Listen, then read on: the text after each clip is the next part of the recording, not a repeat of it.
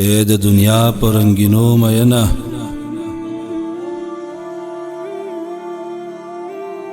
اے د دنیا پر رنگینو مینا او پتنګ دنګ محلو مینا زمون کې سیما ورو بجاړي سوي نغمي ما ورو بجاړي پزړه نری ګران سي کوي او دا خاطري ما ورو بجاړي خاموش خیم نور می مغه غوا رانګيلي ما ورو بجاړي منګ یو سوتنه پشمار لیونی منګ د هین غزا تملا تړلې منګ مسافر درب د دین په خاطر لکلی کډی مو په خوا تړلې منګ د سرونو قرباني ورکړلې د رب په دین مو ککرې ورکړلې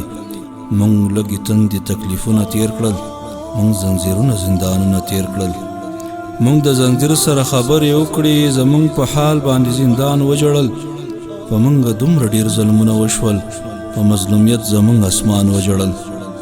د دغه دومره مظلومیت باوجود د قربانۍ او حقانیت باوجود سمولایان په مونږ فتوی ورکوي دوی ته حکومت ته غټاپي ورکوي مونږ به د بل چا نه ګیله څه کوو په مونږ فتوی چې مولایان ورکوي پټوي سترګې د الله په کتاب په 2 روپۍ باندې ایمان ورکوي په دې وطن کې سوداګانې کیږي دلته په 2 پیسې ضمیر خرڅیږي دلته په 2 روپۍ فتوا خرڅیږي او دلته مولا خرڅیږي پیر خرڅیږي دا د پستو کورسو خلق ته د نرمو بسترو خلق ته دوی د جهاد له زوره څه خبر دي دوی د تکبیر د شوره څه خبر دي د زوریدلې موره څه خبر دي د شهید شوي وروره څه خبر دي د جړېدلې خوره څه خبر دي او دوی د یتیم له کوره څه خبر دي دوی څه خبر چې لوګه څه ته وایي دوی په وجود پر هر لیدلی نه دی په خوب مین راحت پسند خلکو چرته په ژوند سنګر لیدلی نه دی موږ بېڅوکه یو څوک یار نه لرو د چا فتو باندې هم کار نه لرو دوی دا فتوه له کوم کتاب ورکوي او د رب په مخ کې به جواب ورکوي اے د دنیا په رنګینو مینا او په دنګو دنګو محلو مینا زمون کې سیما ورو بجاړي سوي نغمي ما ورو بجاړي پزړه نری ګران سي کوي دا خاطري ما ورو بجاړي ته چې په تور شپه خوبونه کوي مونږ په تڼا کوخپو سفر کوو ته په بستر رنگین خوبونه ګوري او مونږ د پر هر سره خبرې کوو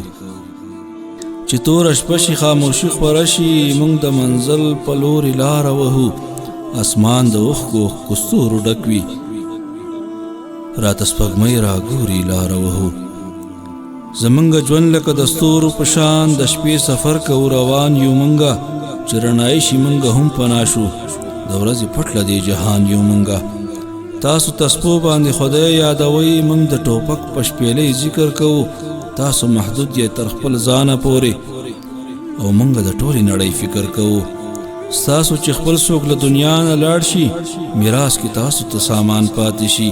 مونږ ته د خپلو شهیدانو څخه بس په میراث کې یتیمان پاتې شي په دغه لاره ځای په ځای قبرونه او د شهیدان رانه په لار ملګري رانه بې رحمه انقلاب خوړلي او زمونږ د صف چنار ملګري له مور او پلاره بې دیدنه تللي هغه زمونږ مسافر شهیدان اوس یې قبرونه چاته نه دي معلوم چرته دفن دي مهاجر شهیدان ته د فراق له درده څه خبرې چا دي په غېږ کې سلګۍ کړي نه دي تا د سنګر خواږه ملګري په وینو سره چرته لیدلي نه دي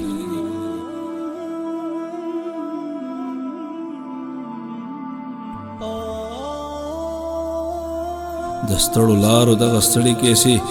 نور د لیکلو نشته توان د هاشم په ټول جهان شرعي نظام راولا او رب پوره کړه د ارمان د هاشم رب پوره کړه د ارمان د هاشم